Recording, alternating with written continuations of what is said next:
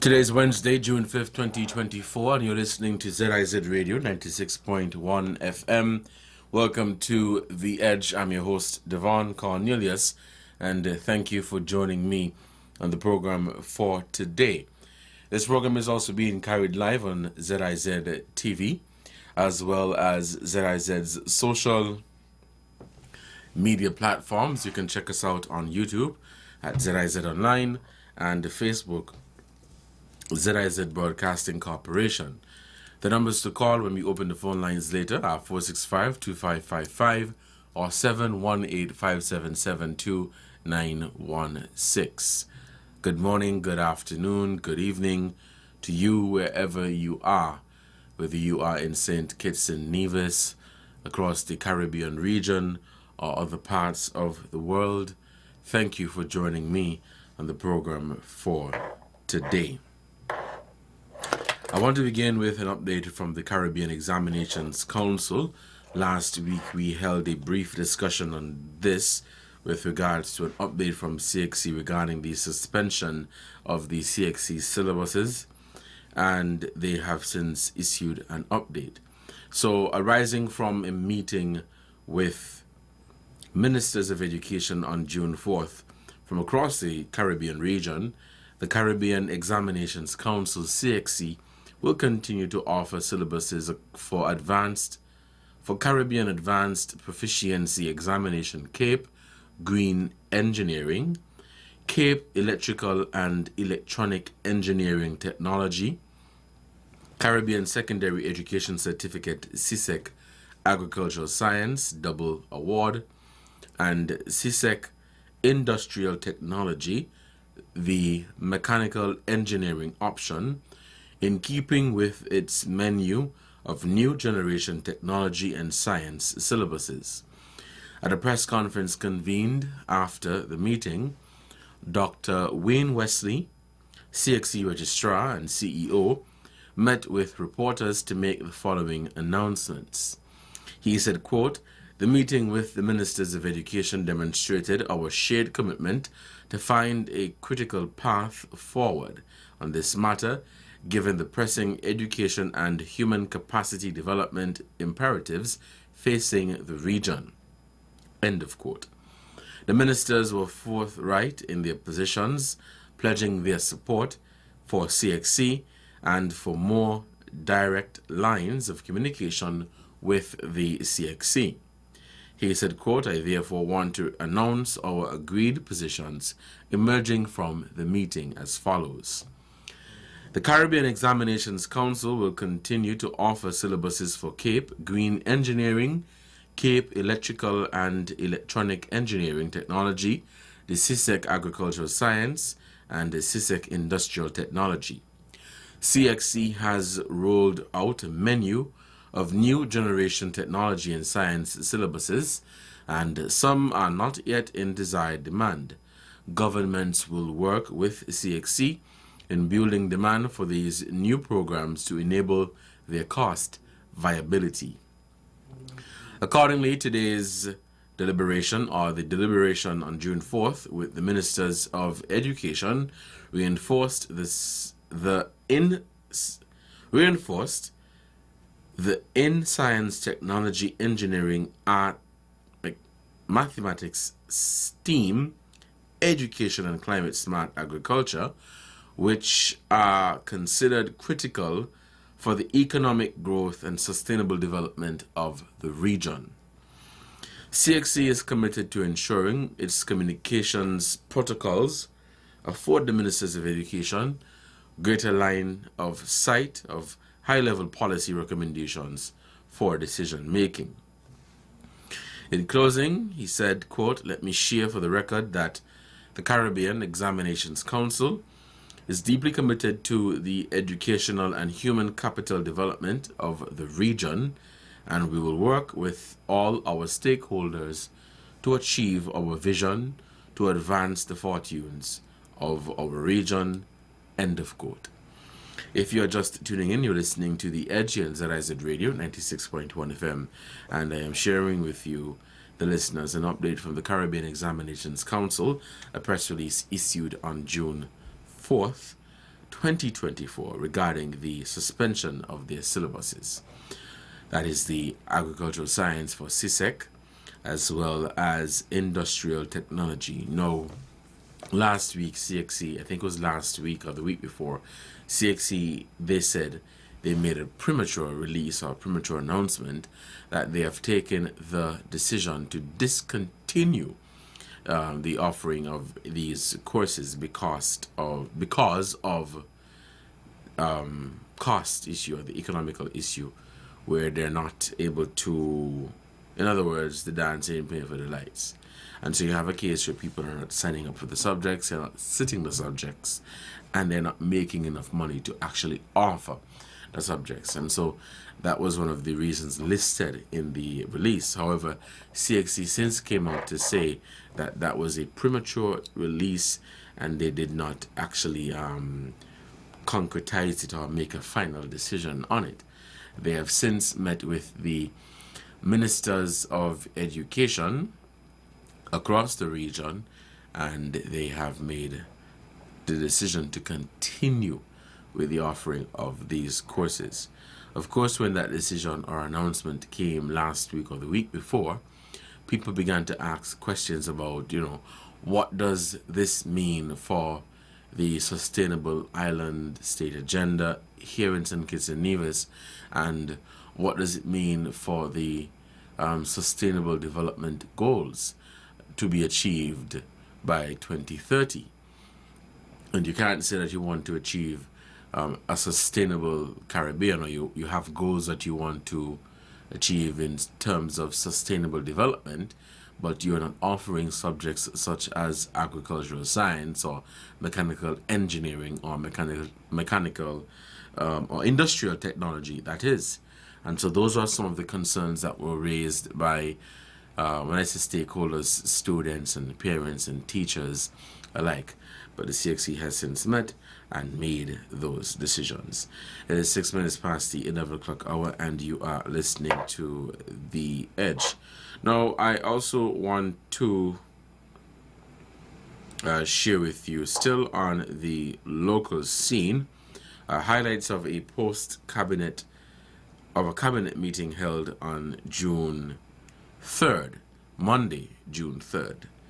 And I'll share with you highlights of that meeting. Coming out of that meeting, it was announced that the cabinet approved the reassignment of additional lands along the Johnson Long Road West Farm to create St. Kitts and Nevis's first medical city.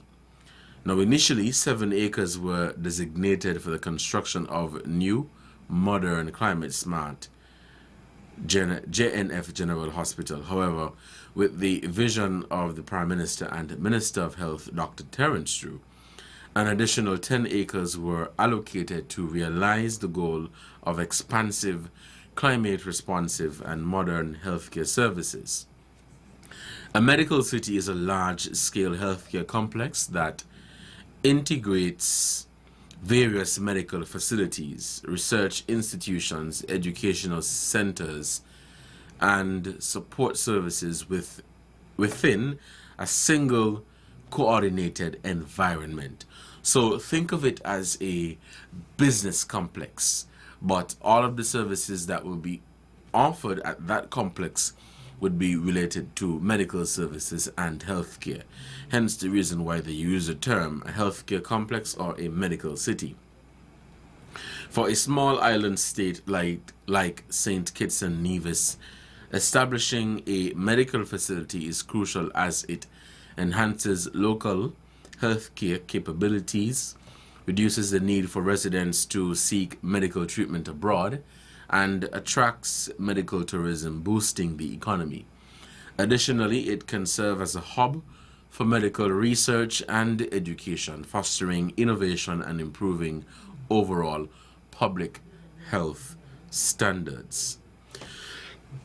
Sorry about that. That is coming out of the cabinet meeting held on Monday, June 3rd. We know that the Prime Minister has been talking about the development of the construction of a climate smart hospital here in St. Kitts and Nevis, and there was a groundbreaking ceremony a few weeks back at the site for the construction of the hospital. And the intention is to have a climate smart hospital where it could respond to the changes that are happening constantly with regards to our climate. St. Kitts and Nevis, of course, like other countries in the region, experience natural disasters such as hurricanes. But of course, we can't just prepare for hurricanes, but we have to also prepare for other natural disasters that you can't predict. You just have to prepare as much as possible. Now, also coming out of that cabinet meeting on Monday was an update on the census, or the population of St. Kitts and Nevis. But we'll take a break, and when we come back, we'll continue the conversation here on The Edge for Wednesday, June 5th, 2024. Stay tuned. We'll be right back.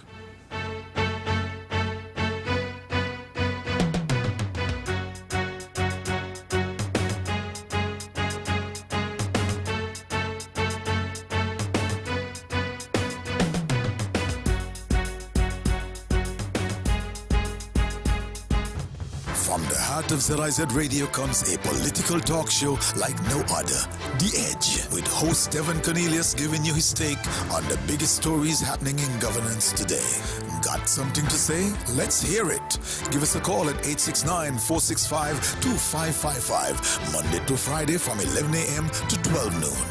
One solid hour of in-depth analysis of the machinery that makes our country tick. The Edge, cutting into the matters at hand.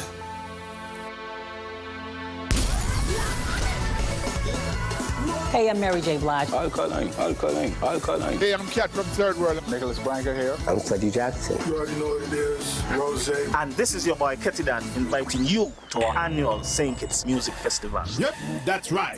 From June 27th to June 29th, Mary J. Blige, Alkaline, Third World, the Nicholas Branker Band, Freddie Jackson, Rick Wass, and Ketidan will be joining Adamo, Akayu Sweet, T-Bone, Itebulous, Easy, Speedy, Pumpa, Nadia Batson, Corwin Dubois, Mr. Mention, Asa Bantan, Small Axe Band, Michael Tasia. This madness in the capital, so I feel like I'm running down again.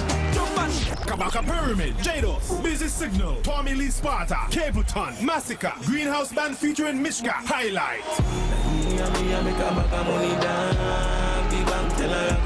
Ramon Watson, Tony Rebel, Brianna D, and 450. Can't stand with the mama when I get a brand new man and next find my The 2024 St. Kitts Music Festival at the Warner Park Cricket Stadium, June 27th to June 29th. Big names with bigger vibes.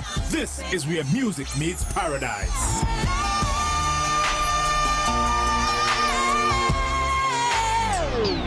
Devonne the Promoter and SKN Carnival Sugar Mass 53 presents Listen. St. Kitts and Nevis 2024 Carnival Comedy Show. Performing live. Major High. Also featuring Vegas and Morris. Location Carnival Village. December 7th, 2024. A night full of laughter. Showtime 8 p.m. Early bird special ends September 1st. Tickets on sale now at Jad Cash and online at eventbrite.com. Contact Devonne the Promoter for more info. Email delvinf12@gmail.com.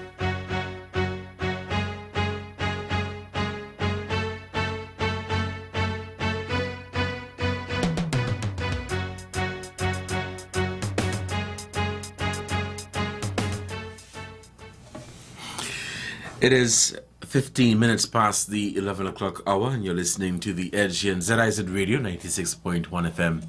I'm your host, Devonne Cornelius, and thank you for joining me in the program for today. If you're just tuning in, I shared with you an update from the Caribbean Examinations Council, CXC, regarding the suspension of their syllabuses, Agricultural Science and Industrial Technology for CSEC, and Mechanical Engineering, among others, for CAPE.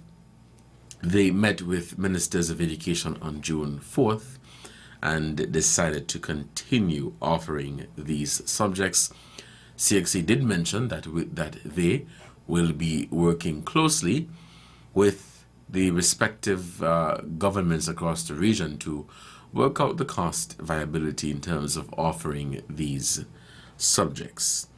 I also shared that the cabinet of the government of St. Kitts and Nevis held a cabinet meeting on Monday, and according to the post-cabinet briefing from Cabinet Secretary Dr. Marcus Natta, the cabinet sought to approved the reassignment of additional lands at West Farm to create St. Kitts and Nevis's first medical city, a medical city / healthcare complex where it integrates various medical facilities, research institutions, and educational centers.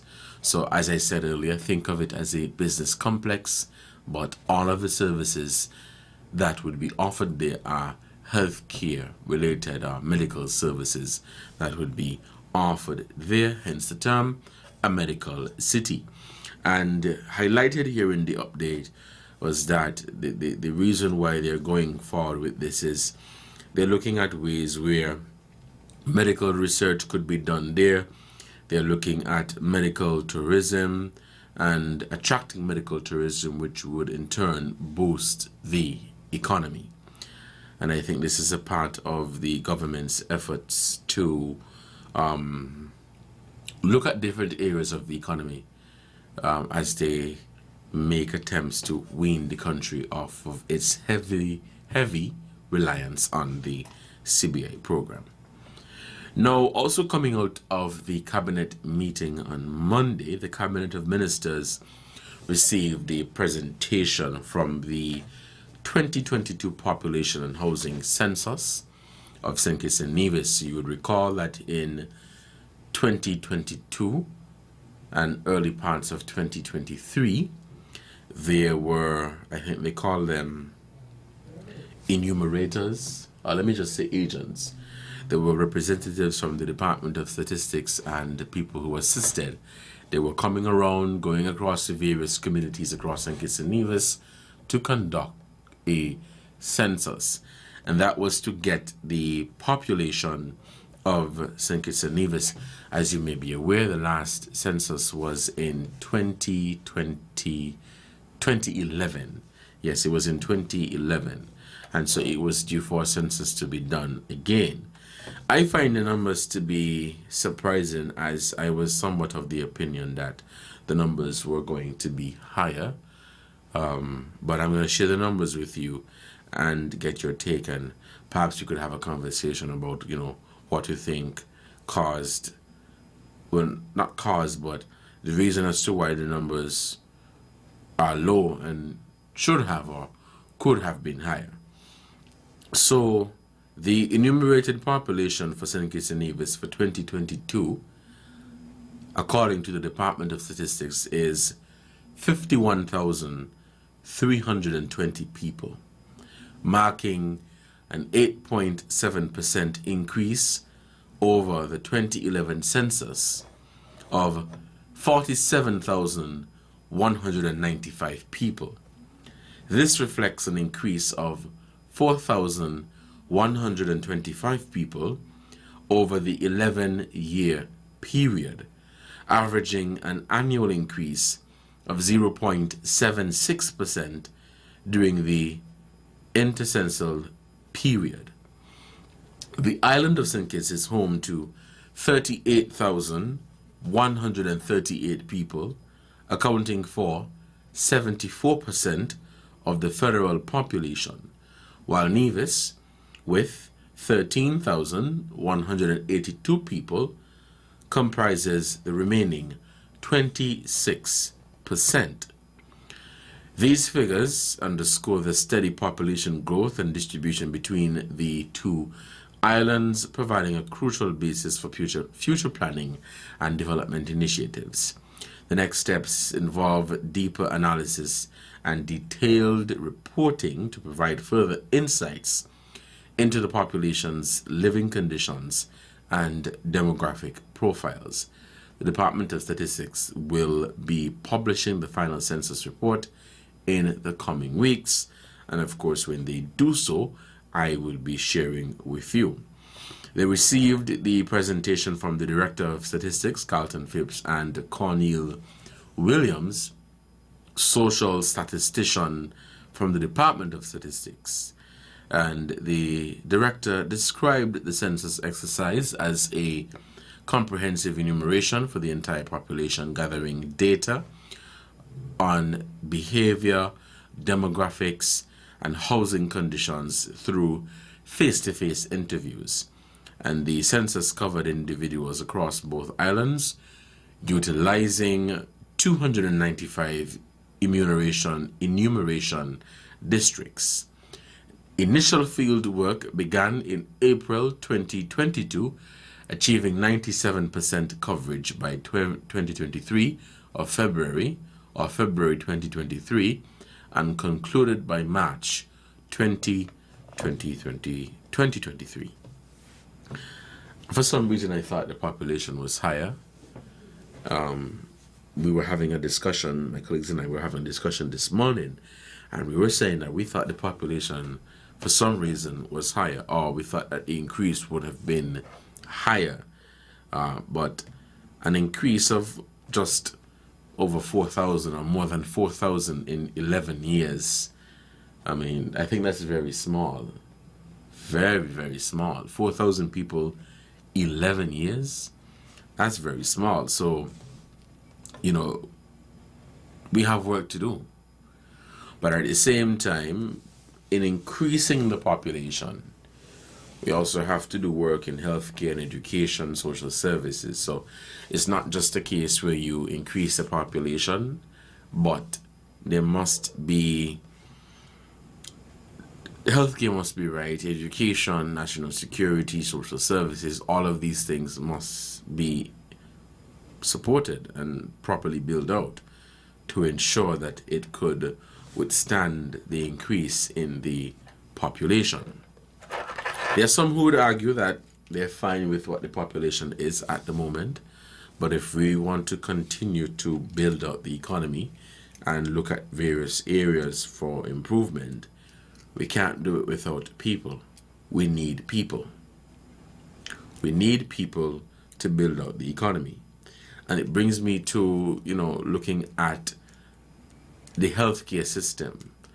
One of the arguments I've heard ministers of health across the region and health experts give is that the reason they don't have certain health services offered in all of the territories is because of the cost it would be on the taxpayers and the government to support the continued offering of that particular service. So let's look at neurosurgeons, for example. You don't have 10 and 15 neurosurgeons in St. Kitts and Nevis, but from time to time there will be need to have a neurosurgeon in St. Kitts and Nevis or a neurologist in St. Kitts and Nevis or other parts of the Caribbean. And it doesn't make any sense for you to have the service offered here in St. Kitts and being offered in Antigua and Barbuda. And I think there was a discussion where we could have the service offered in St. Kitts and Antiguans can come here to access the service, or we have the service offered in Antigua and Kittitians and Nevisians can go to Antigua to have the service offered there. And all of that is to save money, because chances are you're not going to have a case where that service is going to be utilized every day, but you're going to have staff and you're going to have to maintain that staff. You're going to have to maintain the equipment and all of the other things, all of the other moving parts needed for that service to be offered. Because again, the nature of healthcare is emergencies. You don't know when you're going to need the service, but as a healthcare provider, the responsibility is to ensure that the service is readily accessible. And so it makes sense to have it offered whether it is here or Antigua or Montserrat or close by. So it is easily accessible, and at the same time, our governments are not pumping out millions of dollars on an annual basis just to keep the service afloat when they're not seeing when they don't have a case where people are utilizing the service because of the population size. So for me, I think that makes sense.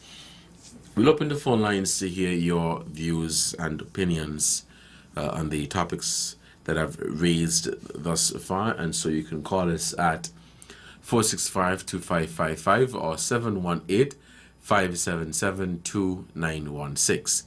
Again, the numbers to call are 465-2555 or 718-577-2916. You're listening to The Edge for Wednesday, June 5th, 2024. I'm your host, Devonne Cornelius. Do we have any callers coming at the moment? If we don't, let's take this break, and when we come back, we'll head back to the phone lines to have a conversation with you, the callers. Stay tuned.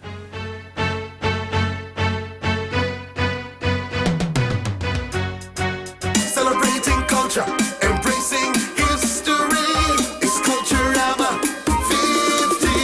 Yeah. It's our heritage. That's how we live. Come fed with us for the 50th. We're doing it big. Pulsating sounds, masquerading clowns. Stream band and big drum will be taking over town. 'Cause we're celebrating culture, embracing history. It's Culturama 50. Leavers Culturama will celebrate its 50th anniversary from July 25th to August 6th, 2024. Come join us. Celebrating culture, embracing history. It's Culturama 50. Celebrating culture, embracing history. It's Culturama 50. Yeah.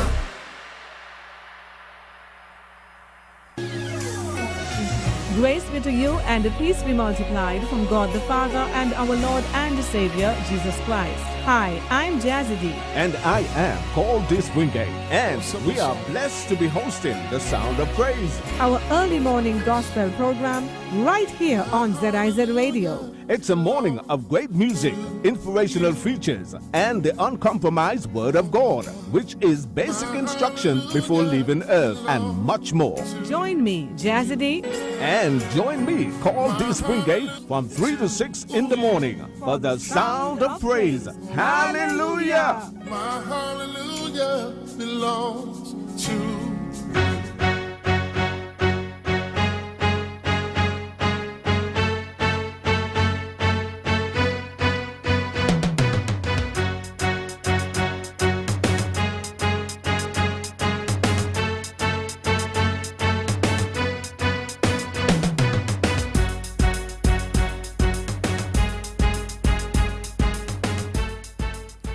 Hello and welcome back to The Edge here on ZIZ Radio 96.1 FM. I'm your host, Devonne Cornelius, and thank you for joining me in the program for today. It's 11:27.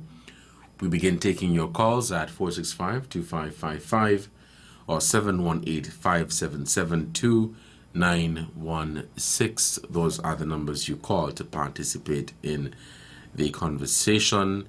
You can also leave your comments and questions on the live stream, so I'll be checking out the live stream to see if you're leaving your comments here, YouTube and or Facebook. But the phone lines are open and we are welcoming your calls. If you're just tuning in, I shared with you that the Caribbean Examinations Council has taken the decision following a meeting with Ministers of Education on June 4th to continue offering the syllabuses such as agriculture science, industrial technology, mechanical engineering, among others. That's with the CAPE and CSEC subjects. And I also shared that the cabinet of the government of St. Kitts and Nevis held a cabinet meeting on Monday, and coming out of that cabinet meeting, according to Dr. Marcus Natter, is that the cabinet approved the reassignment of lands or space for the build out of a medical city, St. Kitts and Nevis' first medical city, and also an update on the census, the population census for St. Kitts and Nevis. But I wanted to look more so at the population, and as I was making the point earlier, I really thought that the increase, or let me say, I was expecting to hear a larger number in terms of the increase over that 11-year period. But when I read that it was just over 4,000, I said to myself, that is small. That is really small. But at the same time, you have to ensure that you have jobs for people, because again, you don't want to just say, hey, let's increase the population. But employment, access to affordable and quality health care, national security, social services, social and community development, education. These are just some of the sectors that you must look at and take into consideration when you're looking at the build-up of the population. And then it also brings into question, why are people not getting more children? And I remember the conversation was it 2 weeks ago, when a caller made a suggestion, in order for us to stop crime, to put a pause on pregnancy.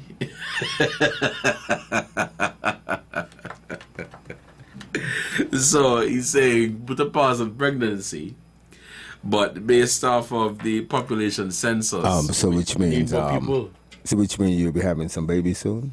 Sorry? You'll be adding to the population soon? If I'll be added to the population soon? Yeah, we don't know what the future holds. We don't know what the future holds. But it's a good question still, in terms of, why are people not getting children? Some people say, well, I just can't afford to get a child. And the cost of living is so high.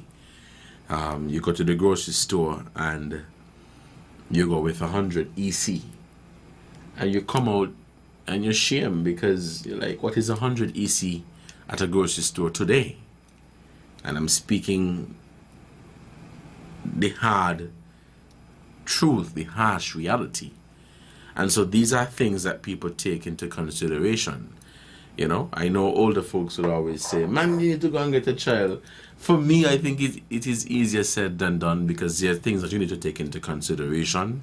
And I wouldn't encourage anybody to just jump into starting a family without ensuring that they are first in a good position financially, emotionally, before they do so.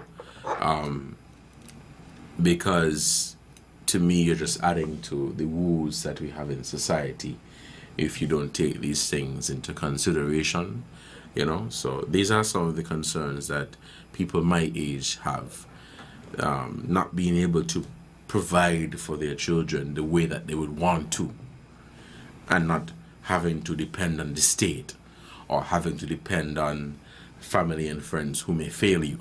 You don't want that. You want to be in a position where you could provide for your children. So those are some of the concerns. It's 11:32. We are taking your calls. We had an issue with the phone lines. Okay, we have some callers coming in. Okay, we lost that one. We have no more callers here. But the phone lines remain open. Call us at 465-2555 or 718-577-2916. Your thoughts on the population in St. Kitts and Nevis. Let's take this call. Hello, caller. You're on the air. Good morning. Hi, good day, good morning. How are you? I am well, thanks. And you? I'm pretty okay. All right. There are two things which have piqued my interest. One is this. I find there's a culture developing in this country that the people in one workplace have no regard for people in the other workplace. So they would tell you, come at 9, and the employee give you time to go at 9. When you get there at 9, they tell you, come back 11. I think both in the public and private service, you have to understand that there are other people who have jobs to do. And then everybody, it's like an excitement, almost an orgasm. So go and come back at 3. Family just stop in passing ground to come down to the business. If somebody in the bank or insurance Just sit down. No, you have to go and come back tomorrow. You have to understand that other people are working too. They have employed. They have to beg time to come to the business. They have to accommodate people. Second thing I have to say is it's more international scale. Maybe a few weeks ago, China basically surrounded Taiwan.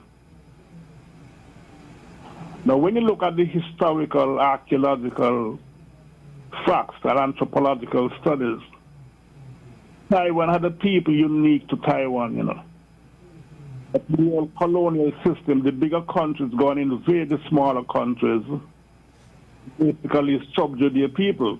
England did it, France, even everybody.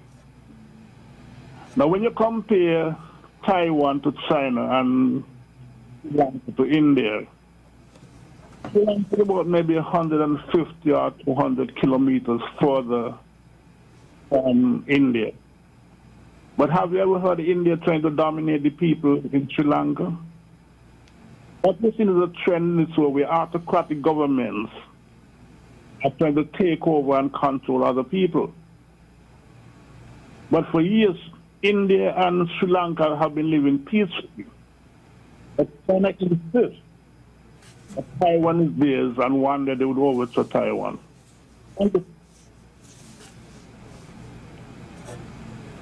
Hello, caller. Yeah, thank you. All right, caller. Thank you for your contribution to the program.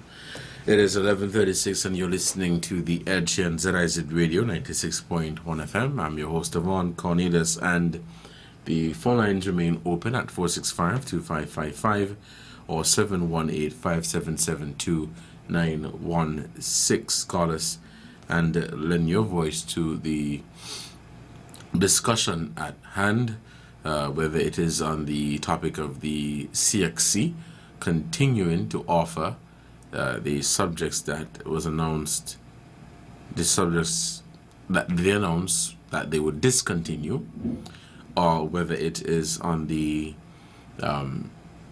cabinet press briefing, or briefing rather, where they spoke about the build out of a medical city, or the increase in the population. So over the 11-year period, the population increased by 4,125 people, which I think is really small. I was expecting to hear a number of about 10,000, but 4,000 is really small. It's 11:37. We'll take a break, and when we come back, we'll continue our conversation. Stay tuned. We'll be right back.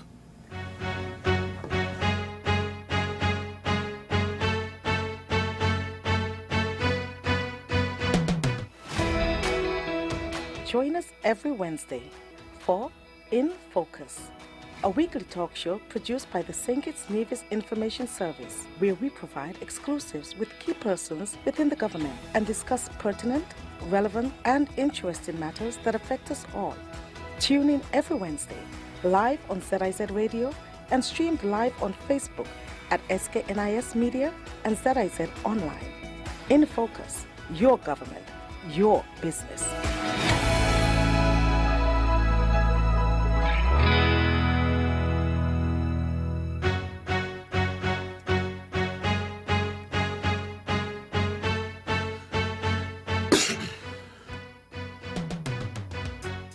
Hello and welcome back to The Edge on ZIZ Radio 96.1 FM. I'm your host, Devonne Cornelius. The phone lines remain open and we take your calls at 465-2555. Hello, you're on the air. Good morning. Yeah, good morning, Devonne. Good morning. How are you? I'm not too bad. First, right. I want to thank God for life. Thank God for the Federation of St. Kitts Nevis. A blessed country. Now, Devonne, talking about the population, I believe that the population could be bigger, because the bigger the population be, the more, the better for the economy. But we got to control it. When I see somebody is young girl pregnant, and sometimes they can't manage, they don't got maybe 3 or 4. And then financial difficulty. I just tell them plain, listen, you know, you all must try and manage these things, you know. We're in a small country, and you all see what's going on, right? Right? The country small. I mean, to be truthful, right? Is you all supposed to get them here? Because if I got to help out, help you out with the children, anybody got to assist, they could assist. Because is you all national here got to build the population. I don't feel pleased with people coming in and, you know, coming in and taking over.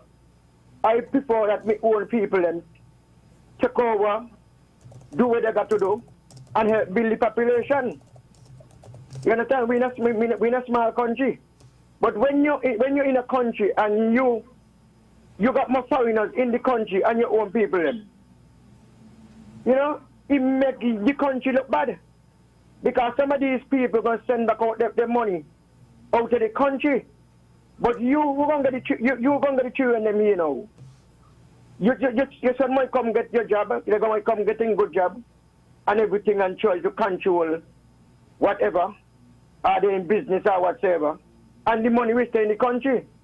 So I believe that the young women and the young men them, they got to control themselves. If they see fit to get a child or get children as yet. Because right now, Devonne, can't do it. Supermarket them really high sky with the price, I think. Mm-hmm. And baby product and all these things, it ain't easy. So I just want the young people them to manage themselves. See, when they could get a child, you know, they still say that they could get a child. Not just get a child because you got sex and you get a child. Because a lot of them do that. They really want a child, they go and have sex and they get pregnant. And when you look, they pay attention to these children, the father and the mother. All right, then, Devonne. All right, Colin, thank you for your contribution to the program. It's 11:41, and we're taking your calls at 465-2555 or 718-577-2916.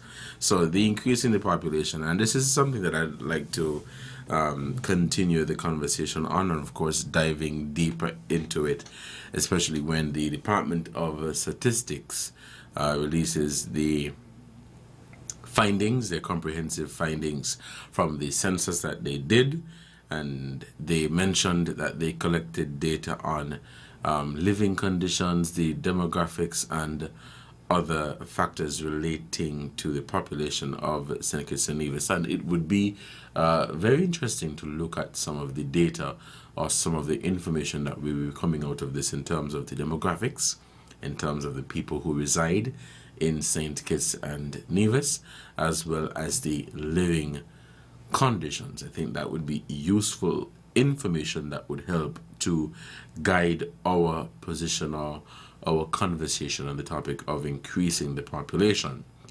It cannot be a case where we're saying stop make babies or let's make more babies, but there are factors that must be taken into consideration before we have this conversation.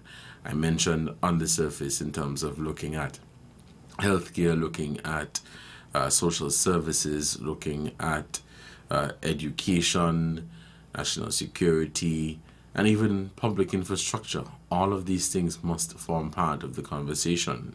You're saying, let's build out the population more, but are our schools prepared to facilitate more children? What about our education system? Are we advancing? Are we moving in the right direction? I remember some time ago I had a conversation here about artificial intelligence and technology, and where the world is going, where a number of jobs are becoming obsolete. A number of jobs are basically, there's no need for human to do it because artificial intelligence is taking over. And today we cannot just prepare our children to take up the traditional roles. The harsh reality, or the reality is, we have to prepare our children to take up roles in technology and digital transformation, artificial intelligence, because this is where the world is going. We can't just prepare our children to take up jobs in St. Kitts and Nevis or in the Caribbean. but we have to prepare them to compete in the international market. And this has to do with access to training opportunities, access to different skills training, and all of these things. At the same time, it is still essential, it is still necessary for people to learn a skill, because you don't want to have a case where you have a population and you don't have people who know how to fix a pipe, or people who know how to run some wire through a wall to ensure that light is in the roof or electricity is in the wall. These things are still very important, you know, but we have to begin to, we must find the balance. Let me say that. We must be able to find the balance. It cannot be hard and fast on the skills, and it cannot be hard and fast on the book in terms of digitization and artificial intelligence. We could stay ignorant and say, well, we're not going to do it, and we're going to continue to do it how we've been doing it all these years. But that is where the world is going. Case in point, if you go to the airport now, here in St. Kitts and even other parts of the world, there is no need for you to go to the counter and interact with a human being. You are now interacting with something they call a kiosk, where you have your passport, which has biometric data, whether you swipe it over or whatever, and it takes all of your information in terms of your flight number, your date of birth, all of your travel details. And so this is where the world is moving, and the ease of doing business is getting better. Maybe not here in St. Kitts and Nevis, but in other parts of the world. And we're going to have to change with the time. We cannot remain in the Stone Age forever. And that is the reality. It is 11:46. You're listening to The Edge here on ZIZ Radio, 96.1 FM. The phone lines remain open, and we welcome your calls at 465-2555 or 718-577-2916. Those are the numbers you call to participate in the conversation. But again, these are conversations that we must have, and translate these conversations into the education system. So it's good for us to say, yeah, we're going to be looking at getting our children trained in information technology or artificial intelligence or digital transformation. But if you're not going to implement them into the syllabus and offer them in our schools, whether it be at the primary level or at the secondary level, then we're not serious. Then we are not serious in preparing our children, not just for the world of work, but to compete. Because that is how it is going to be. No longer you're going to come out of school and somebody's going to hand a job to you. You're going to have to compete vigorously. And that is how the market is going to get. The labor market. It is going to become even more competitive. And people are going to be, employers are going to continue to ask for different skill sets.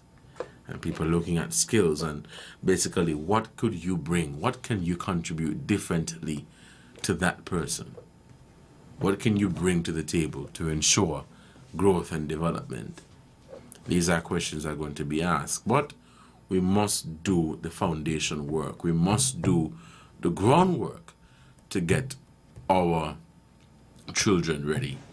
If not, then we're not serious.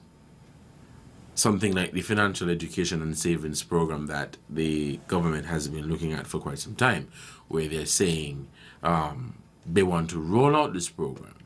And it's not just to put $1,000 into a savings account for children, but it's to have them financially educated to understand investments, dividends, and all of these things, to ensure that when they become a certain age, there is an investment that was made and they can now fall back on this investment. And that decreases the reliance that people would have on the state. There is, unfortunately, there is this belief that you must always rely on the state and you must always get some sort of free money. You must always get, the government must always give us something. I was having a very harsh and real conversation. And we didn't even get to finish the conversation, but this was last Saturday at a practice I went to. And I was talking about the mindset of our people in the Caribbean, where we believe that we must always get something from our governments. We don't believe in going out and working for ourselves and doing things for ourselves. We must always say, well, it must be done by this person. Now, I am not here to suggest in any way, shape or form that the government should neglect its responsibility. And the government should not be held accountable in certain areas. That is not what I am saying. But when are we going to become independent? And that's a very question that requires deep thought. When are we going to become independent in things that we do? Are we going to continue to sit and wait for people to do it for us? Or are we going to go out and do it ourselves? Or are we going to go out and learn to do it ourselves? These are the conversations that we must have. And again, don't just leave it at the conversation stage, but put it into our schools to get our children ready for, let me say, what is to come. So while we're here fighting over the now, we have to begin to prepare for the future. And I don't think many people, perhaps this conversation is not really permeating, is not really getting through to you.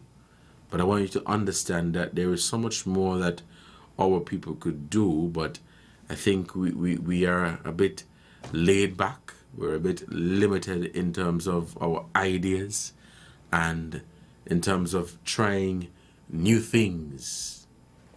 From the moment you want to try something new, there is this immediate pushback because you tell yourself, well, this is how I've been doing it for quite some time. And I don't intend to do it the other way because that is how I've been doing it and that is what I know. And that is what I'm going to stick to. I hear the theme coming up and so I'm out of time. I think I've been chatting for some time now. I'm going to have to wrap up the conversation to make way for the midday newscast. Until next time, you guys stay safe. Continue to enjoy the rest of your Wednesday. Don't drink and drive. Don't text and drive. Take your time on the road. You guys have a good one. See you tomorrow, same time, same station. You've been listening to The Edge. Stay tuned.